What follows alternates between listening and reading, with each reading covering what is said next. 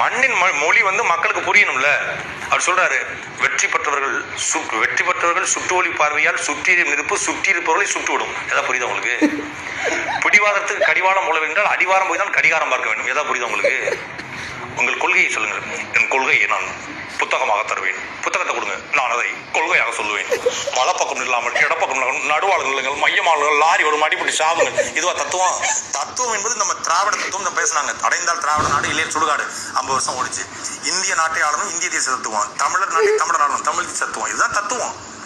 திராவிடம் ஒரு சித்தாந்தம், தமிழ் தேசியம் ஒரு சித்தாந்தம், பொது உடைமை ஒரு சித்தாந்தம், இந்திய தேசியம் என்பது ஒரு சித்தாந்தம். அதுல முரண்கள் இருக்கு. தமிழ் தேசியத்தின் மீது திராவிடத்துக்கு கேள்வி இருக்கு, திராவிடத்தின் மீது தமிழ் தேசியத்துக்கு கேள்வி இருக்கு, இந்திய தேசத்தின் மீது நமக்கு கேள்வி இருக்கு, பொது உடைமை மீதே பலருக்கு கேள்வி இருக்கு, அமெரிக்கால சென்டரிசம் இருக்கு, அதை இங்க கமலஹாசன் கொண்டு வர, அது மீதும் பார்வைகள் கேள்விகள் இருக்கு. அது போல உங்களுக்கு என்ன பார்வை, என்ன கொள்கை இருக்குன்னு கேட்டா தமிழ் தேசியத்தையும் திராவிடத்தையும் எல்லாவற்றையும் உள்வாங்குறாங்க.